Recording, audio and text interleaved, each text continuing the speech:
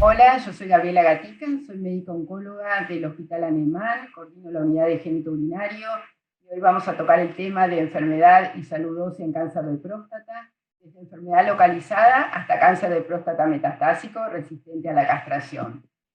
Ahora bien, ¿por qué la salud ósea es importante en el cáncer de próstata? La prevención y el manejo de la afectación ósea en pacientes con esta patología es determinante para su calidad de vida.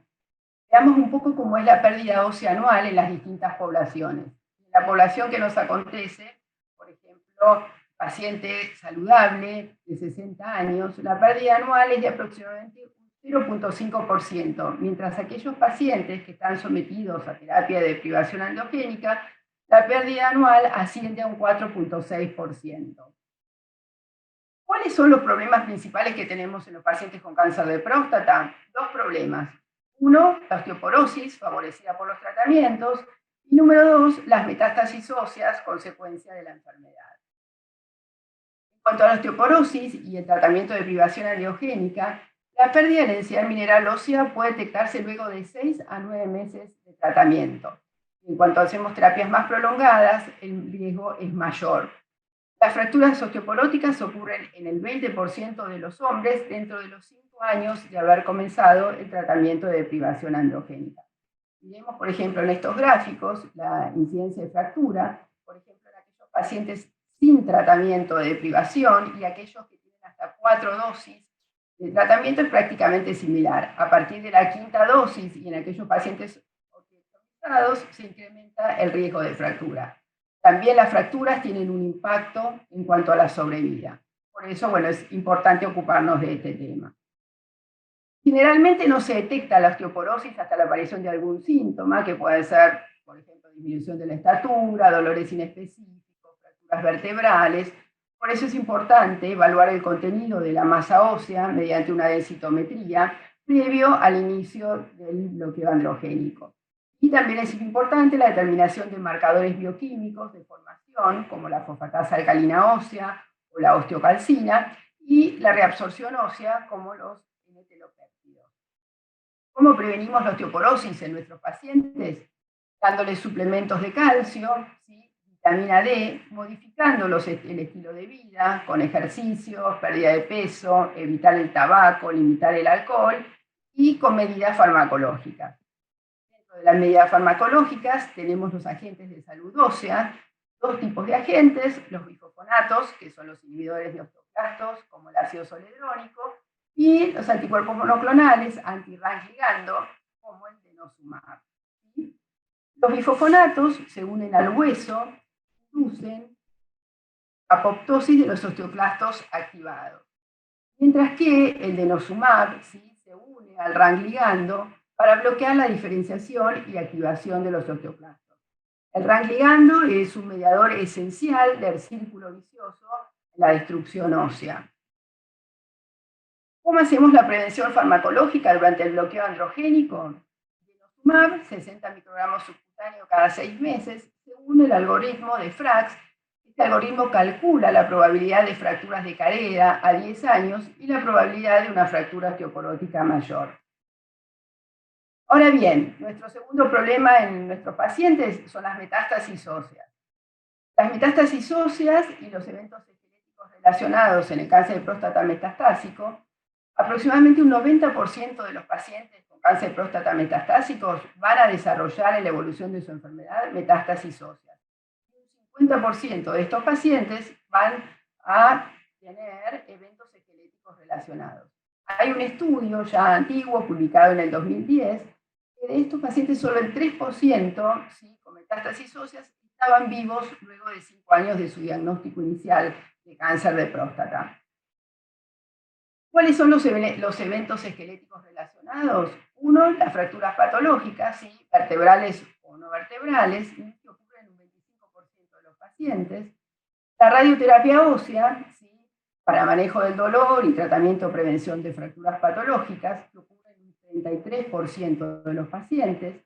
La cirugía ósea, procedimientos para fijar o estabilizar una fractura o prevenir compresión medular, 4%, y un 8% compresión medular. ¿Cuáles son los síntomas más frecuentes frecuentes relacionados a las metástasis óseas que impactan en la calidad de vida de los pacientes, el 85% fatiga, un 70% de dolores en áreas específicas, dolores 50% en diferentes áreas del cuerpo, debilidad, dificultad para dormir, que esto debido al dolor, ansiedad y estrés por el dolor, y dificultad para realizar las actividades de la vida diaria. Claramente, todos estos síntomas impactan en la calidad de vida. ¿Cuál es la historia de los tratamientos de la metástasis ósea? Inicialmente, el objetivo del tratamiento fue calmar el dolor. Se utilizaron partículas de emisión beta, como el samario y el samario 153 y el estroncio 89. Estos emisores de partículas beta tenían la particularidad de tener toxicidad a los tejidos circundantes, que bueno, prácticamente hoy no se utilizan por la toxicidad y por la aparición en realidad de nuevos objetivos que aparecen con el tiempo. El objetivo siguiente fue disminuir los eventos esqueléticos relacionados. Entonces aparecen el ácido zoledrónico y el denosumab, y luego el objetivo fue aumentar la sobrevida. En el año 2011 se publica el estudio ALCINCA con radium 223. Ahora bien, nos vamos a referir a estos dos últimos. En el cáncer de próstata metastásico tenemos dos escenarios: el cáncer de próstata metastásico sensible a la castración y el resistente a la castración. Para el escenario 1, como nombramos, aquellos agentes que disminuyen los eventos esqueléticos relacionados, sí contamos con el ácido zoledrónico y el denosumab. En el escenario de cáncer de próstata sensible a la castración, CALGB 90-202, que comparó ácido zoledrónico versus placebo durante el inicio de terapia de privación androgénica en pacientes con metástasis óseas, este estudio fue discontinuado prematuramente por no haber diferencias significativas en cuanto al tiempo de la aparición del primer evento esquelético ni la sobrevida versus el placebo. En cuanto al denosumab, no hay data en este escenario. O sea, como conclusión, los agentes de salud ósea no están indicados en pacientes con cáncer de próstata metastásico sensible a la castración. Diferente ocurre en el cáncer de próstata metastásico resistente a la castración, en el cual hay dos estudios, uno publicado por SAD en el 2004, que evaluaba ácido zoledrónico versus placebo. El endpoint primario fue la aparición al primer evento esquelético relacionado. Esto fue a favor del ácido zoledrónico, y Fisasi publica en el Lancet en el 2011 un estudio que compara ácido zoledrónico versus denosumab y el tiempo de aparición al primer evento esquelético relacionado. Y fue a favor, fue superior en cáncer de próstata el denosumab versus el ácido zoledrónico, teniendo también beneficio igual el ácido zoledrónico, ¿sí? 17.1 meses versus 20.7 meses. Un estudio en realidad de no inferioridad. Factores a tener en cuenta en cuanto al pronóstico de las metástasis óseas, ¿sí? Factores de mal pronóstico: fosfatosa alcalina ósea elevada, telopéptidos elevados, dolor óseo y un evento esquelético relacionado previo.